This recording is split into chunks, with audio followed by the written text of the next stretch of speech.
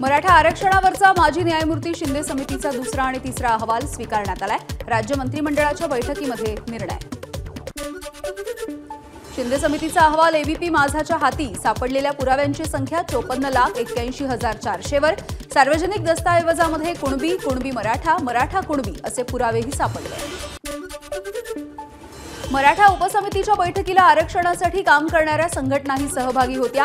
मराठा उपसमितीचे अध्यक्ष चंद्रकांत पाटील यांची माहिती। मराठा आरक्षण कोर्टामध्ये टिकवू, चंद्रकांत पाटील यांचं वक्तव्य।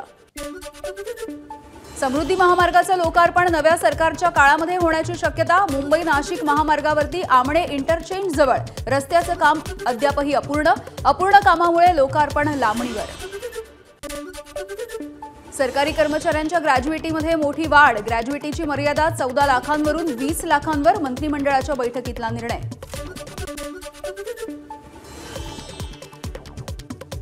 शालेय विभागासाठी देखील राज्य मंत्रिमंडळाचा मोठा निर्णय। 4,860 विशेष शिक्षकांच्या पदाला मान्यता। राज्यातील होमगार्डच्या भत्त्यामध्ये भरीव वाढ। 40,000 होमगार्ड्सना लाभ होणार। राज्य मंत्रिमंडळाच्या बैठकीमधील निर्णयामधून होमगार्ड्सना दिलासा। कोतवालांच्या मानधनामध्ये 10% वाढ। अनुकंपा धोरणाला सुद्धा लागू। रोजगार सेवकांना आता दरमहा 8,000 रुपये मानधन तसंच प्रोत्साहन अनुदानही मिळणार। राज्य मंत्रिमंडळाच्या बैठकीतला निर्णय। अंगणवाडी सेविकांच्या मानधनामध्ये 5,000 तर मदतनीसांच्या मानधनामध्ये 3,000 रुपयांनी वाढ। मंत्रिमंडळाच्या बैठकीतला निर्णय। मंत्री अदिती तटकरे यांची माहिती। केंद्राच्या मिठागराच्या जमिनी राज्य शासनाकडे हस्तांतरित करणार। राज्य मंत्रिमंडळाच्या बैठकीमध्ये गृहनिर्माण विभागाचा निर्णय। देशी गायींना राज्यमाता गोमाता म्हणून घोषित करण्यासाठी राज्य मंत्रिमंडळ बैठकीमध्ये मान्यता। देशी गायींच्या पालन पोषणासाठी अनुदान योजनाही जाहीर। पशुसंवर्धन विभागाची माहिती। केंद्रीय गृहमंत्री अमित शहा उद्या मुंबई आणि नवी मुंबईच्या दौऱ्यावर। आमदार आणि भाजपच्या पदाधिकाऱ्यांसोबत संवाद साधणार। उद्या रात्री सह्याद्री अतिथीगृहावरती महत्त्वाची बैठक।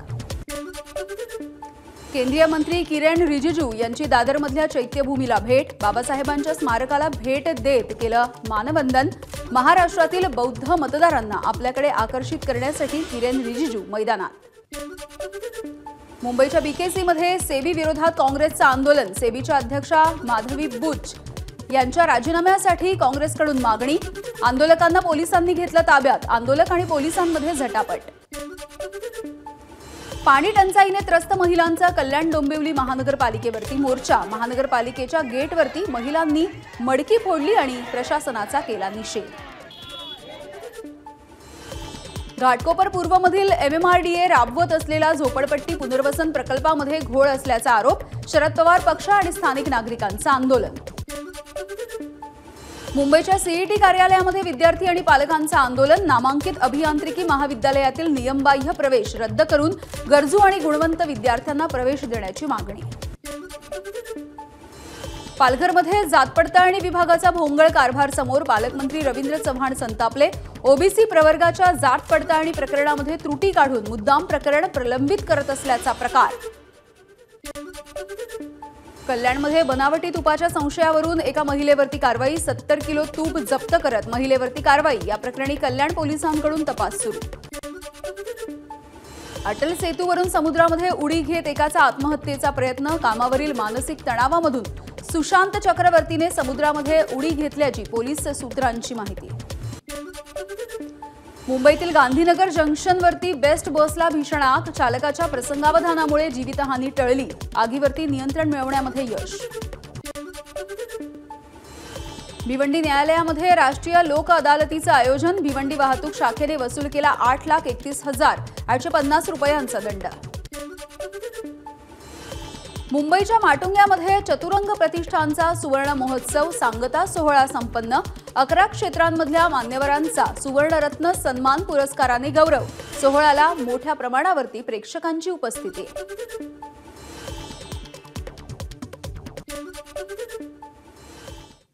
आणि यानंतर पश्चिम महाराष्ट्रामधल्या घडामोडी वेगवान। राष्ट्रवादी काँग्रेस अजित पवार गटाचा उद्या पुण्यामध्ये मेळावा। पक्षाचे सर्व प्रमुख पदाधिकारी उपस्थित राहणार। पुण्यामधले आमदार आजी माजी नगरसेवक मेळाव्याला उपस्थित राहण्याची शक्यता। शरद पवारांच्या भेटीनंतर पिंपरीतील अजित पवार समर्थक अजित पवारांना सोडचिठ्ठी देणार असल्याचे संकेत। शरद पवार पुन्हा अजित पवारांना पिंपरी चिंचवडमध्ये धक्का देणार असल्याची चर्चा। सांगलीच्या जत तालुक्यामधल्या गुड्डापूरमध्ये कर्नाटक सरकारकडून महोत्सवाचं आयोजन। महोत्सवामध्ये जतचे काँग्रेसचे आमदार विक्रम सावंत हे सुद्धा सहभागी। सीमावर्ती भागावरती महायुती सरकारकडून अन्याय, सावंत यांचा आरोप। बारामतीच्या माळेगाव सहकारी साखर कारखान्याच्या 69व्या सर्वसाधारण सभेमध्ये गोंधळ। भाषणावेळी सभासद माकड म्हटल्यामुळे गोंधळ झाल्याची माहिती। 2 गटाच्या वादामध्ये पोलिसांचा हस्तक्षेप। पुण्यातील उच्च शिक्षित महिलेला सायबर चोरट्यांनी घातला 3.5 कोटी रुपयांचा गंडा। चायनामध्ये तुमच्या नावाने ड्रग्ज पाठवले असं म्हणत गंडा घातल्याची माहिती। अज्ञात व्यक्तीच्या विरोधात गुन्हा दाखल। पुण्याच्या भोरमध्ये चालकाचं नियंत्रण सुटल्यामुळे एसटी बसचा अपघात। बसमधील 42 जण जखमी, 3 जण गंभीर। पोलिसांकडून घटनेचा तपास सुरू। पंढरपूरच्या विठ्ठल मंदिरामधल्या दागिन्यांचा इन्शुरन्स काढला जाणार। सध्या अनमोल आणि मौल्यवान दागिन्यांचं मूल्यमापन। दागिने इसवी सन 500 ते 1892 या कालावधीमधले असल्याची माहिती।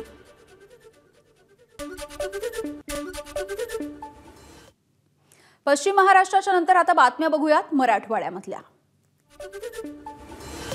नांदेडमध्ये मुख्यमंत्री एकनाथ शिंदेंच्या समर्थकांकडून बॅनरबाजी। बॅनरवरती शिंदे सरकार मराठा सरदार असा उल्लेख। नांदेडच्या अर्धापूर नगरपंचायतचे अध्यक्ष आणि उपाध्यक्षांसह 8 नगरसेवकांची काँग्रेसमधून हकालपट्टी। लोकसभेमध्ये भाजपचा प्रचार केल्याचा आरोप। समज देऊनही वर्तणूक न सुधारल्यामुळे हकालपट्टी केल्याची माहिती। लोकांना फसवणाऱ्या सुरेश कुटेंना 3.5 कोटी रुपयांचा गंडा। जिजाऊ मल्टीस्टेटच्या बबन शिंदेंनाही कोट्यवधींचा गंडा घातल्याची माहिती। अज्ञातांच्या विरोधात आर्थिक गुन्हे शाखेचा तपास सुरू। माजी केंद्रीय मंत्री रावसाहेब दानवेंच्या मुलीच्या वाहनाचा अपघात। पिकअपची संजना जाधव यांच्या वाहनाला धडक। धुळे सोलापूर महामार्गावरच्या रांजणगावची घटना।